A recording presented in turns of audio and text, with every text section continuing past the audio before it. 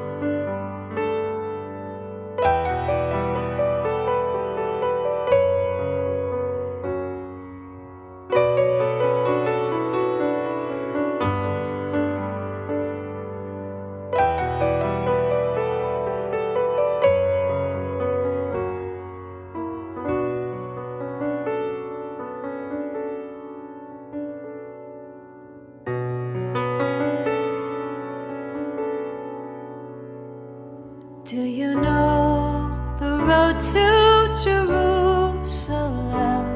Does your heart ever long to go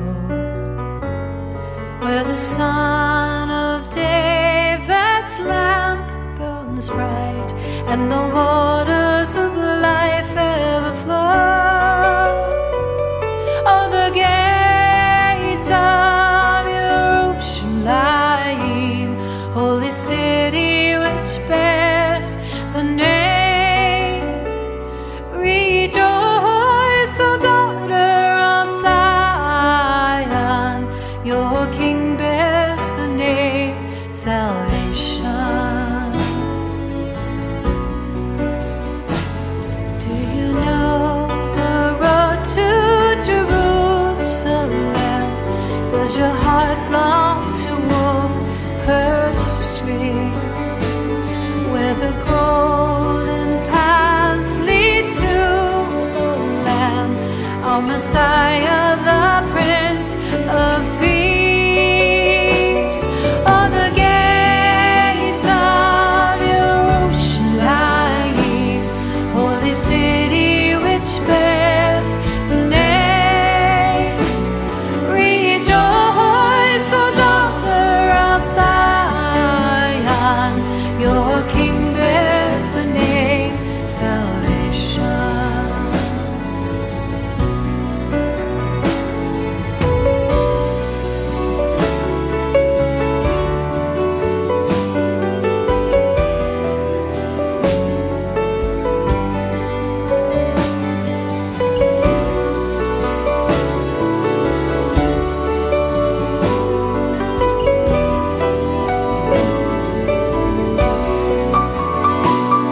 Oh, the gates of Jerusalem, holy city which bears the name. Rejoice, O daughter of Zion, your King bears the name salvation. Oh, the gates of Jerusalem, holy city which bears the name. Rejoice, O daughter of Zion,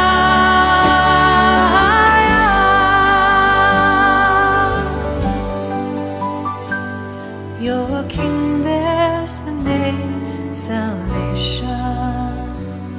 The name of the Lord is salvation. Hashem Adonai,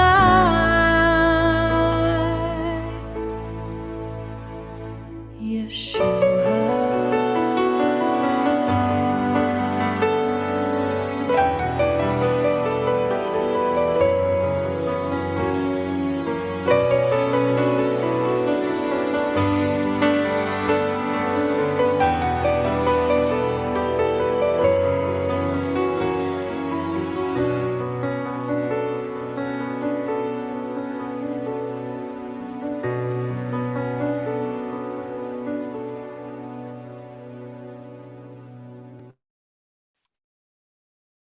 Well, welcome to the new year. I hope you're all well, and it's good to see you all, and great to have you back for this in the third in our series.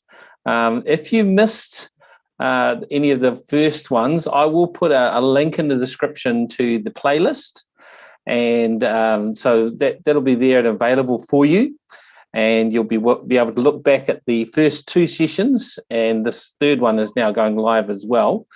But just keep in mind that they're unedited at this stage. We do hope at some point in the future to have some edited versions as well, but for now they're just the originals. So feel free to click on the link that I'm going to put in the description shortly. It's also great, obviously, to welcome Aharon back again for the new year. And I think he's going to be taking us through what is called in Jerusalem the New Gate. Now, of course, for us here in New Zealand, the words old and new have a very different meaning than in Jerusalem. I remember when I was there many years ago now, and I was in awe of all of these ruins, and they were happened to be Crusader ruins, and I was saying how old they were until the gentleman pointed out that those weren't old. Things from the time of Abraham, thousands of years before, now that was old. So we have to keep in context that new, when it comes to Jerusalem, has a slightly different meaning than New Zealand. But welcome, Aharon. I want to hand over to you now and welcome you for the new year. Shalom, and I hope you're well. So hopefully you're all ready to go there. Thank you, Nigel. Shalom, everyone. Good morning here, good evening there. On a beautiful, Wednesday morning here in Jerusalem. The new year, Happy New Year to everyone. Absolutely stunning day. It's clear blue skies, not a cloud in the sky. It's winter. A couple of hours ago, it was freezing cold, but now the sun's come out and it's probably going to be about 17 degrees today. So that's a very nice winter's day. And we're going to talk on one of the other old city gates. I'm actually standing about 100 meters from that gate, which is called the New Gate. And before we get into that, I just want to draw your attention to the building that's behind me. I'm actually standing on the compound here. It's a Catholic site that was built in the late 1800s called the Notre Dame. The words Notre Dame means Our Lady, and it's to honor Mary, who is believed to have ascended to the heavens from Jerusalem. The Catholics believe they've found her grave, which is opposite the Garden of Gethsemane. But this is an absolutely beautiful building. You can see it there. I'll turn myself around and I'll turn my camera around and give you a little bit of a different view. Let's turn it around here. This was built to be a hospital in the late 1800s. This whole area where I'm standing actually is called the French Compound. Now, in the 1800s, you can see the beautiful, a blend of old and new architecture. And let's go right up the top there. That's the statue of the Virgin Mary with baby Jesus, giving the fingers of approval there. And yes, what originally was a hospital, and now it's more of a guest house. And it also has a museum inside called the Shroud of Turin Museum, which is an actual replica of the original Shroud of Turin, and it gives all the arguments. And anyway, that's not our talk today, but just as a matter of interest, it's a beautiful compound. And it has some stunning flora here with some beautiful flowers and trees. There's one of the 7 species mentioned in Deuteronomy 8 when the Lord our God brings us into the land. He will bring us into a land of wheat, barley, pomegranates, figs, dates. And that's a date palm tree. And along with the olive tree next to it there. And that's a kind of a shaped looking one. And over here, we have a special tree that we grow in Israel. It's called a Christmas tree. You probably recognize that one.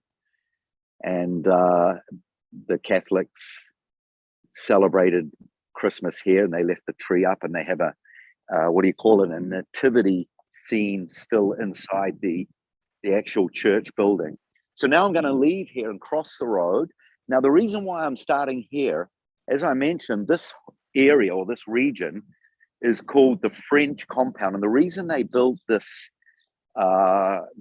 hospital and guest house, and they have a chapel inside, of course, is because in the 1800s, there began what we would call a more modern day pilgrimage to the land here.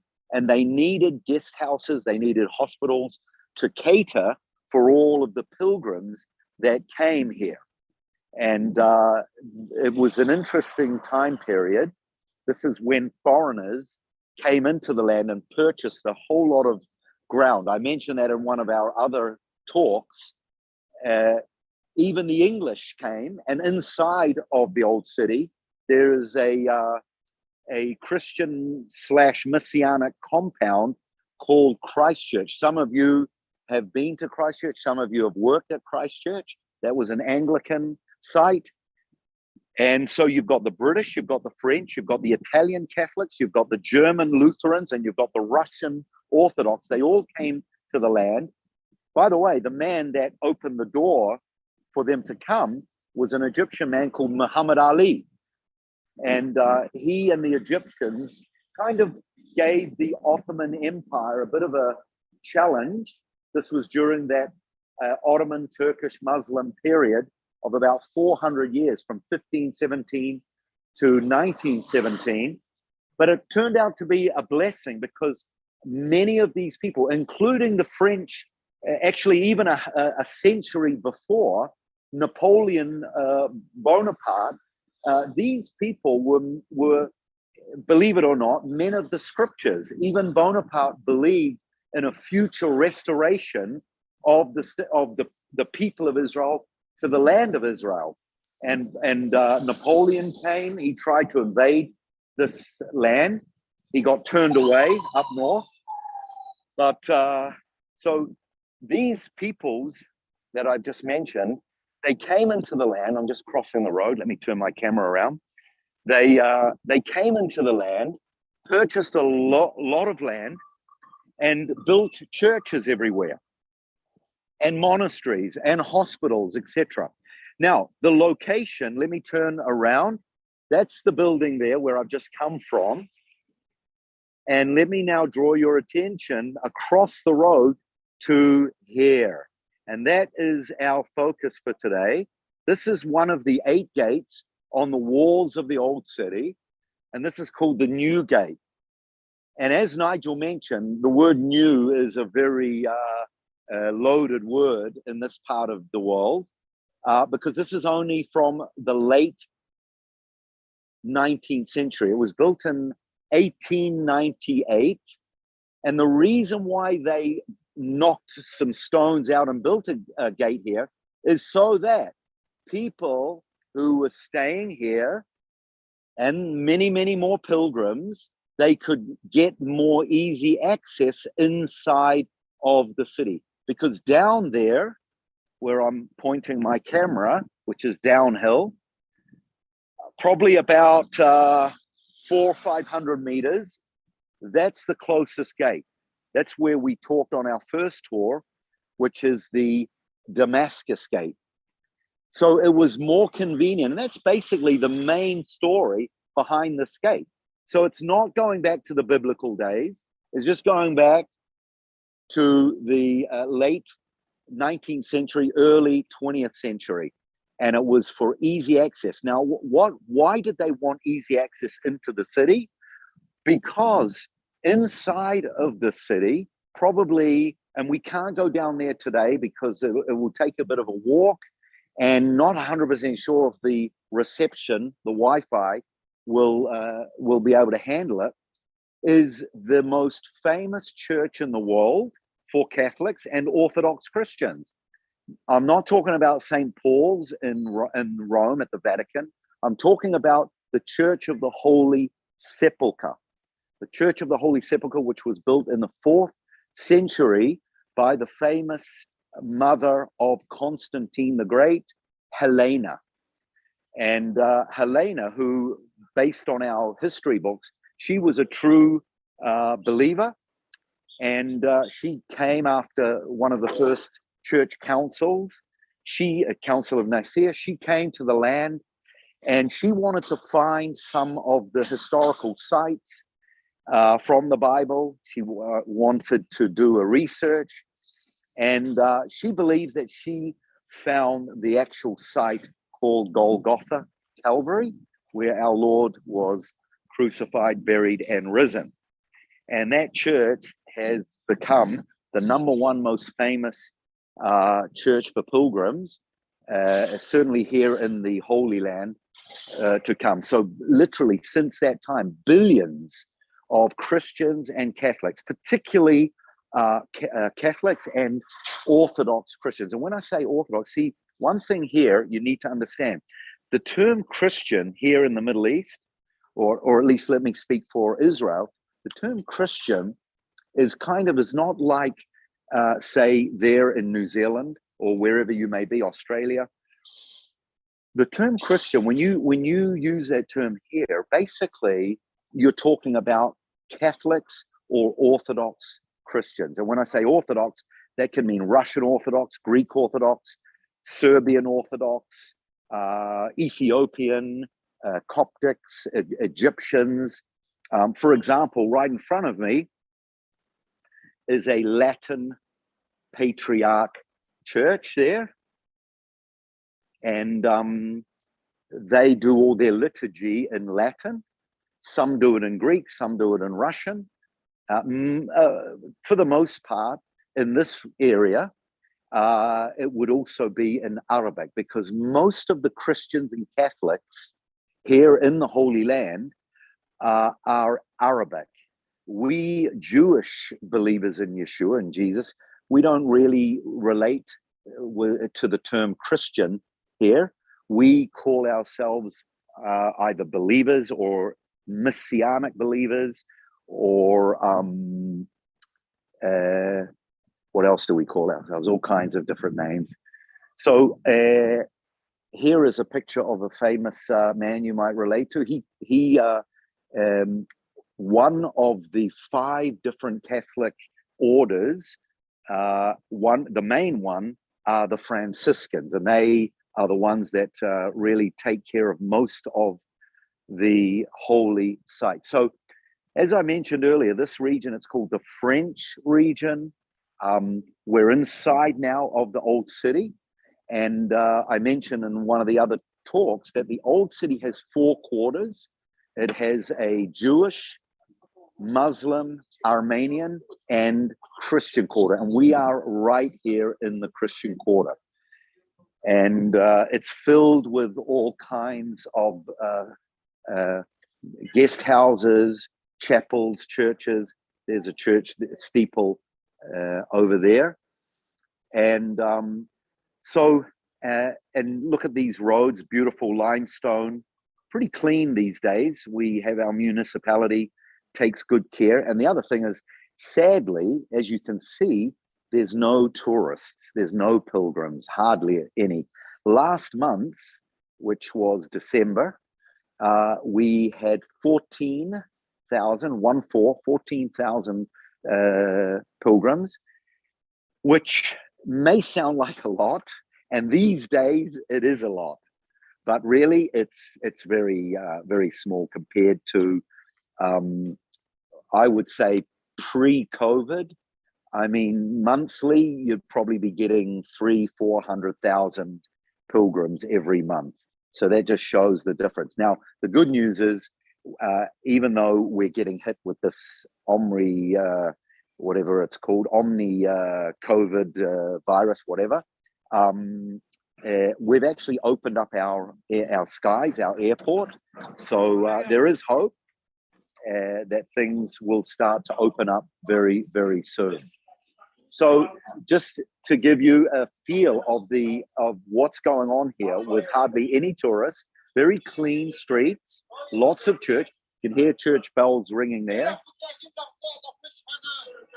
And what we're going to do, I'm going to go back to the gate and just give a little bit of history in and around the gate as well. And then I'm going to take you into the new city, not the new gate, but the new city. Do you remember I shared last time that here inside of the old city, this was called, it wasn't called the old city, it was called Jerusalem during the Ottoman Turkish period. And it was only when Jewish people started to come back to the land in the mid to late 1800s and in the early 1900s that the city began to expand outside. And so it was then that outside was called Jerusalem. And in here, they called it the Old City. So really, this is basically these walls, as I mentioned, they only go back about 500 years. But Jerusalem has had approximately 5 main walls over its history, going back to the Jebusites, going back to King David. Hezekiah built a wall. When the returnees came back from exile, Nehemiah repaired the walls as he repaired the altars and the gates. And then King Agrippa, one of Herod's grandsons, he did some repairs on the walls and the extensions of the city. And we've found remains pretty much of all these different period walls, which is fascinating. In fact, I can take you right now to a petrol station, and inside of the petrol station is one of those remains of one of those walls that Agrippa made. So it's kind of exciting. You know, you're putting your pump in your gas tank, and you're standing there, and you look over, and lo and behold, there's a wall that King Agrippa the First built. So you never know what you might find here in the Holy Land. So I'm crossing back over the other side of the road, and as I do, let me turn my camera around. I'm going to show you there is a train track. Actually, there's a train coming right our way, and this is an inner city light rail. It's been operating about 6 years. It took about 15 years to build it, or to build the tracks, that is. It's a German-made train, beautiful train, works fantastic, cuts down congestion, pollution, and Tel Aviv and Haifa are going to be doing the same. As the population increases in the land, Jerusalem's not so big. The state of Israel is not so big. I think New Zealand, if I remember correctly, it's like about 5 times bigger. Or Israel is the size of Wales, or New Jersey, or the Kruger National Park, if any of those sites can give you an idea. So I'm walking up to, I'm actually walking west right now. And I also mentioned last talk that this part of Jerusalem, which is East Jerusalem, in 1948, when the League of Nations and then the United Nations voted unanimously for the state of Israel, and so the land was changed from the name Palestine to Israel. The United Nations partitioned the land, and this area where I'm standing, this was actually Jordan. This was not Israel. But in 1967, at the Six-Day War, Israel took over this land. We were forced into a war when surrounding Muslim nations tried to attack us.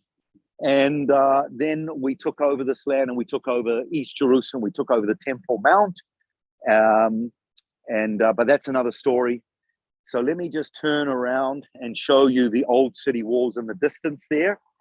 And by the way, that section of the wall there, which is right next door to the new gate, that's a section of the wall that in the 11th century, a very important event took place, going back to the period where Catholicism in Europe was at a kind of a very low ebb. And there was a lot of disunity among the Catholics. But the most important thing is here in the Holy Land, that church that I mentioned earlier, the Church of the Holy Sepulchre, had been overtaken and desecrated by the Muslims.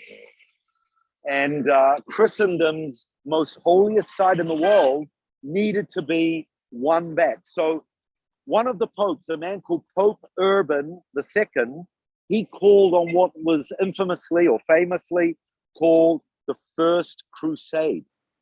And so Catholics from all over Europe united, and they came here to the Holy Land, and they came up to Jerusalem. The Muslims and the Jews were inside of the walls, and it was at that peak there which is the northwestern corner of the old city, which was the easiest place to try and besiege the city. The Catholics, they actually, the Crusaders, they actually busted up a couple of Italian boats or ships, and they used the wood to make ladders because the Muslims had chopped down all the trees so that they couldn't make ladders or use the wood. And then that was at that point that they besieged the city. They went in and they massacred everyone, and they renovated the Church of the Holy Sepulchre. And then they set up a whole lot of the markets in the old city that some of you have walked through. They go back almost 1,000 years, about 1,000 years. And then pilgrimage started up once again. So that's just a little bit of history about the walls. And just down a little bit is another one of the gates called the Jaffa Gate, but we'll keep that talk for another time as well, as I turn your attention to a road called Jaffa Road. Now, Jaffa Road is called Jaffa Road, and let me just square ourselves up as we look at Jaffa Road. There's the train tracks. It's the largest city in the country, it's the largest street in the city, and it's called Jaffa Road because it heads up to the north to an ancient port called Jaffa. And this was part of the trade route, the marketing, and all of that. And it begins, as I mentioned, just behind me at Jaffa Gate. So this is why it's called Jaffa Road, Jaffa Gate. It heads up to that ancient port, city port Jaffa, and that's where Jonah the prophet ran away from. And then 700 years later, a man called Simon Peter, Simon, son of Jonah, he got that revelation also, like his predecessor Jonah, to take the gospel to those unclean animals or unclean nations. And so over here is our, I forgot what you call it in New Zealand. I think it's town hall. But this is our equivalent, and we call it City Hall or Jerusalem Municipality Building. All these buildings here with beautiful gardens, and this is where our mayor, the mayor of the city, sits, and where taxes are paid, property taxes. This is where decisions are made regarding where that tax money goes to, what neighborhoods need to be built up, education. And here, in Jerusalem, it's no easy thing. Like anywhere in the world, one of the major issues is that Jerusalem is one of these coexisting cities between Jews and Arabs. A lot of Arabs live here as well as Jews. So, there's got to be fairness, and that money needs to be distributed in some of those areas. And that can be quite a tense issue, especially if some of those neighborhoods are, you find bomb factories or terrorists who, and I'm not talking about rumors, I'm talking about, evidence. Let me give you an example. Some years ago, I took a group to a military base, and this group actually brought some finances for that base, because at that base, they had a dog training center, the army dogs that go in sniffing, and they train them up. Took about $25,000 to train up each dog. And they told us a story that at checkpoints, when cars come into Jerusalem, leave, one dog barked at this car. The soldiers took the dogs to sniff around the car, and the dog started barking. So they checked the car and they didn't find anything, but the dog continued to bark, and but they couldn't find anything. The dog continued to bark. So they took the car and they put it into one of these, what do you call it, forensic laboratories. And the dog continued to bark, and they found this tiny, tiny little particle that's used. It's like a chemical used to produce bombs. So they did a research on the background of the owner of the car, and they didn't find anything on him. But then they did some research on his friends, a circle of friends, based on his cell phone, who he called. They went and knocked on the door of one of his friends, and the guy opens the door, and what was it? It was a bomb factory in his house. So that was a quite a moving story. How important these units are. But going back to the municipality, I'm actually here. This is called Safra Square, and they have lots of concerts here. That's the actual municipality building here.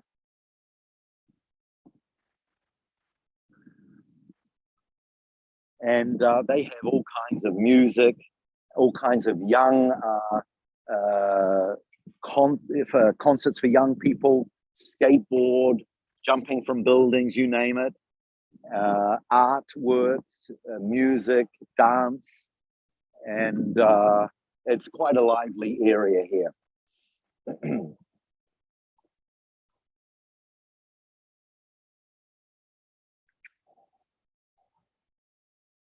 But also there are, lots of, as in any country in the world, corruption. People want their tax money to be accountable and transparent. And sadly, not just Jerusalem, but pretty much almost every city, there are bribery and corruption charges. We had an ex-Prime Minister, Ehud Olmert, who, before he was the Prime Minister, he was the mayor of Jerusalem here, and they traced back some stuff, and he got sent to prison for a number of years for bribery and corruption. We talked about the new gate and the gates, the theme of gates. Back in the days of the Bible, the gates were the administrative area where people did transactions and contracts, and where it would also be the most vulnerable part of the city, where enemies would try to breach through. Here we have a little bit of art on the walls. See if you can recognize that man, our first Prime Minister, David Ben-Gurion. And on the wall there is Theodor Herzl. He's called the father of modern day Zionism. And then our first president, Chaim Weizmann, he was a scientist. He was the best friend of a man who was asked to be our first president, Albert Einstein. Albert Einstein declined. He didn't want to get involved in politics, but Chaim Weizmann was an incredible man. And in a city called Rehovot, there's a museum called the Museum of Science, or the Museum of the Weizmann Museum. If you come, you want to go and see that museum. Really, very, very moving. So these are all famous politicians from our past. There's Levi Eshkol, who was the Prime Minister in 1967. There's the one and only female Prime Minister. You probably recognize her, Golda Meir, who they say at the time was the only man in the government at the time. Here's more modern Prime Minister Menachem Begin, and him meeting with Anwar Sadat from Egypt. And there is our Prime Minister who was assassinated in the early 1990s, Yitzhak Rabin. Here is one of our presidents who was actually born in Ireland, Chaim Herzog, great president. All right, coming to the end here, here's Yitzhak Shamir, and here's Ariel Sharon. Some of those names, some of you know. And there's Shimon Peres, who was our president, never became our prime minister. And he died about 5 years ago, about 91, 92 years old. So as I carry on, I just want to walk a little bit further. But Jerusalem is a very, as I mentioned, it's an interfaith city of Christians, Jews, and Muslims. A lot of tensions, especially in East Jerusalem. Our security is very strong, very tight. We have security cameras everywhere in the old city. But for the most part, Jerusalem is very, very peaceful and very vibrant, especially at nighttime. People come out, things light up, and probably the Jewish population of Jerusalem, which is probably about 600,000-700,000. I would say 60-70% of that population are religious, observant Jews. So Jerusalem has a really strong attraction to observant Jews. So it's a very spiritual place, as well as for Muslims. They have up on the Temple Mount the Al-Aqsa Mosque and the Mosque of Omar. And so, you have a lot of tensions because it's land. You there in New Zealand or Australia, those arguments and tensions about land. And this argument goes back thousands of years. And it doesn't go away. It doesn't go away. It even goes back to the story where Jacob, he tricked his brother, and he got the birthright. He got a blessing from his father Isaac, and but we could even take it back a little bit further when even in the womb, when Rachel was pregnant with the twins and she complained about the pain, and God said, "Inside of your belly are two nations, and they will fight against each other." So you have to work your theology out with that one, but today it masks itself in religion, like in Islam or in Orthodox Judaism or even in Christianity. But we have the words of the prophets made sure unto us, it says to Peter, and we will do well to pay attention to them as a light shining in a dark place. And these gates and these sites that we come and we talk about, they are testimony, not just to the past, but they're also kind of a point us the fact that, God's prophetic word, they say about 80% of biblical prophecy has already been fulfilled. So that's a pretty high number when you think about it. So what are the chances of the other 20% also being fulfilled? I think it's pretty high. So a lot of these sites, when we talk about the past, when we talk about how prophecy has been fulfilled, I think it really should stir us up to really get in touch with God's prophetic word, especially in these days, which many of us would say are the last days, whatever that means. Certainly things are squeezing and it's becoming more tensious, and you look at the book of Revelation and you wonder, are some of these coming to pass? Some of the bowls, some of the trumpets. One thing though is, God said in his prophetic word is he said he would scatter his people among the nations, and one day he will bring them back and he will plant them in the land. By the way, one of those words for plant in the prophet Isaiah is the word likabetz, where we get the word kibbutz. And this is one of the key things that the nation was established on, a number of kibbutzim. So again, we see the faithfulness of God, and if that has all been fulfilled, what more is going to be fulfilled? So as we walk through the streets and we see especially for me, when I see religious Jews, Paul says in Romans 11 that Israel has experienced hardening in part. That's what he says in Romans 11. They've experienced hardening in part. Not totally hardened, but hardened in part. What does that mean? It means that they've been hardened and blinded to who is the Messiah. They still believe in God. They still love God. They still worship the same God as you and I worship, but they've been hardened in part to seeing who the Messiah is. And but Paul goes on to say one day that veil that's over their eyes will be taken away, and they will see who the Messiah is. Zechariah says, "They shall look upon me, whom they have pierced, and they shall weep and mourn." Now, my time is coming up to an end, but I'm just finishing right here. This is a square called Zion Square, Kikat Zion, we say in Hebrew. Here's Jaffa Road, and here is the main street downtown Jerusalem. Still pretty early, 9 in the morning. And this is called Ben Yehuda Street.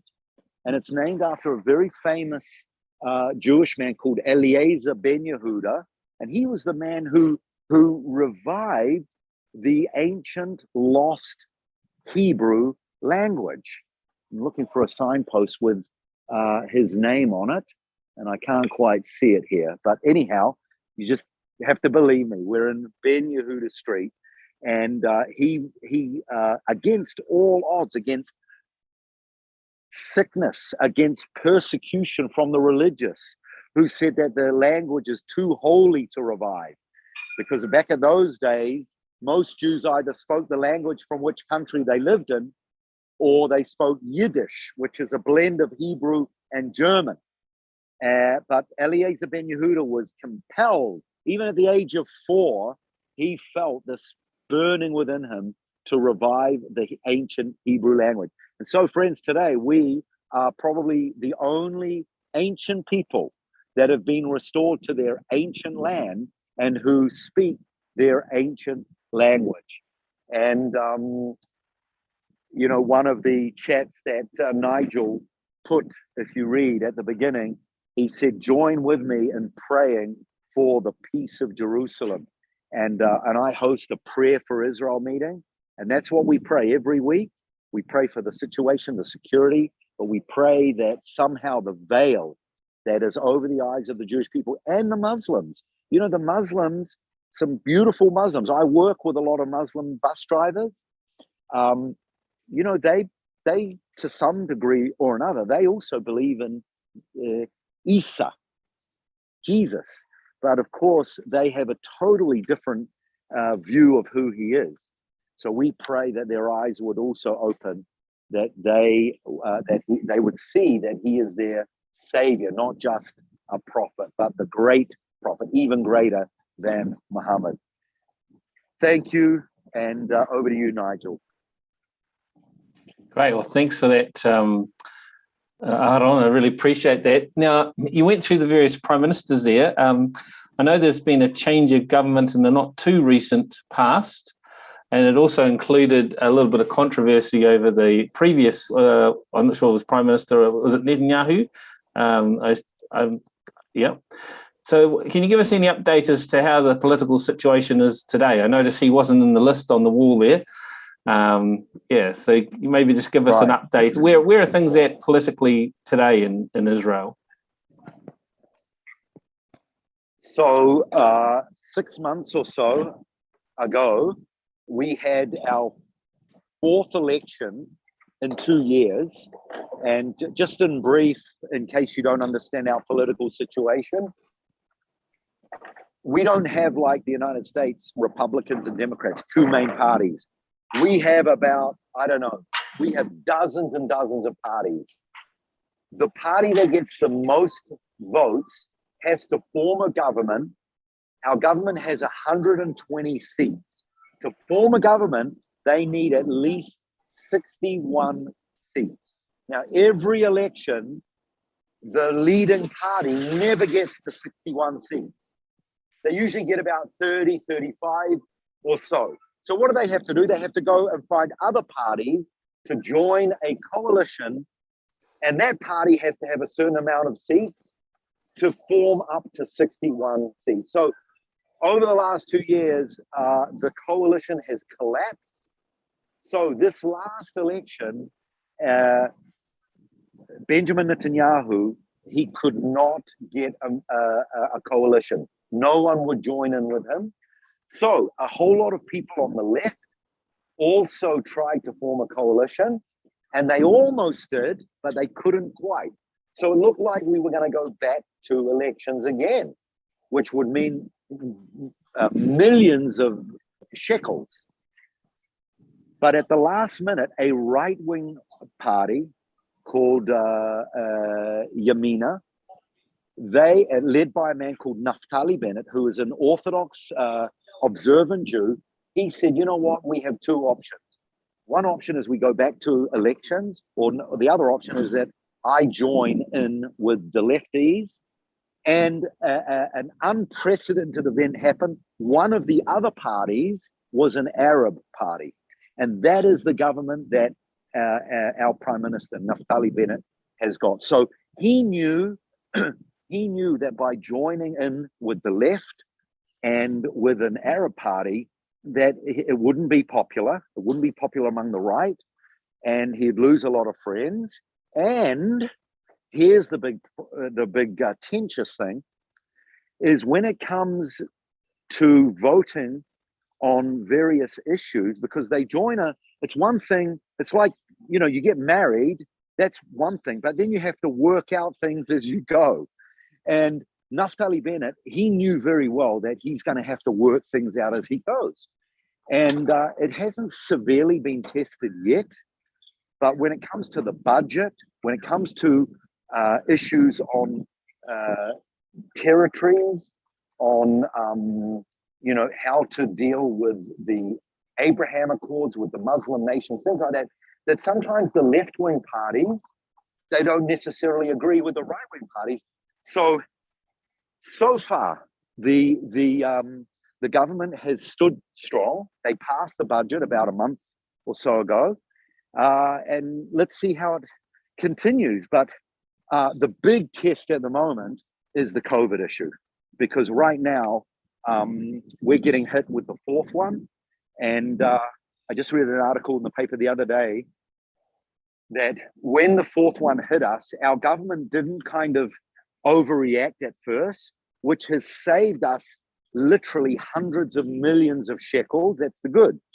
But I read a report by the health ministry saying that now it's payback time, because like literally tens and tens and tens of thousands of people are sick with this new virus, and our hospitals are getting pressured. But the other thing is he's opened the airports. A serious issue is that he is very pro children getting the vaccination, and we've got a lot of people that are totally against this. And then, of course, what about our soldiers? Our soldiers also, it's required to get vaccinations and even boosters.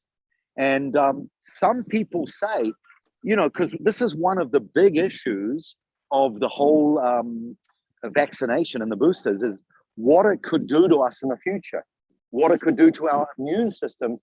And so some of our voices out there are saying, in the future, this actually could seriously weaken the security of the state of Israel. If these viruses, or poison, as some people say, if there's really poison and it affects us in the future, it could have dire consequences on the security of the state of Israel. So that's a little bit of an update on the political situation. Great, thanks for that. Okay, folks, I think I've put it so you can unmute yourselves if you like. So if you do have a question for Aharon, you'd like to put that to him now, you can.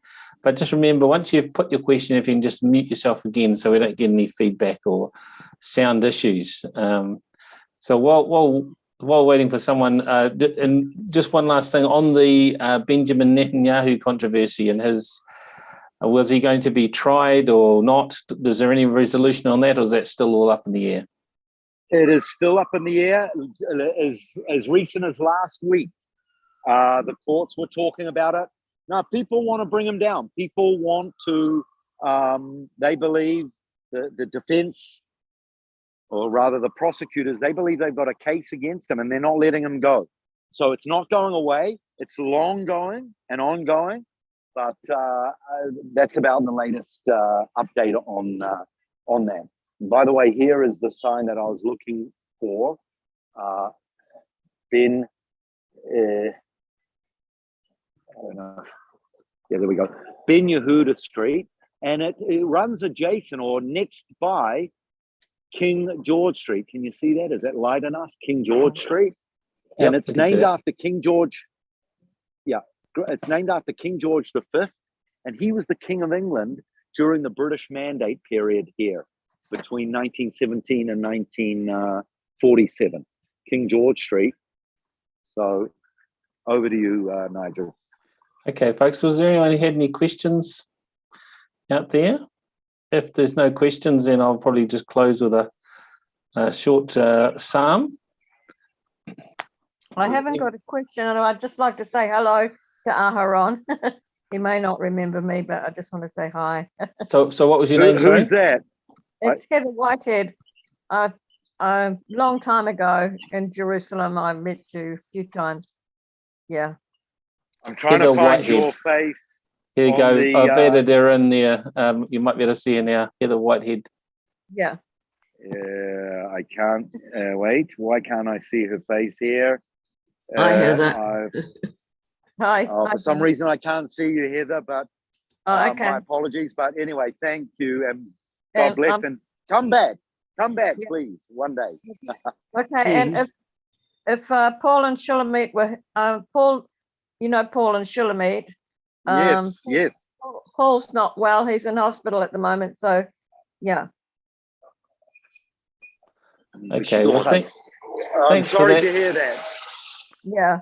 Thanks for that update. So I might just read a short psalm, and then we'll go into a sort of the more casual thing. We'll stop the recording. So the psalm I want to read from is Psalm 118, and it also talks about gates. And Psalm 118, starting from verse 19, says, "Open to me the gates of righteousness, that I may enter through them and give thanks to the Lord. This is the gate of the Lord. The righteous shall enter through it. I thank you that you have answered me and have become my salvation.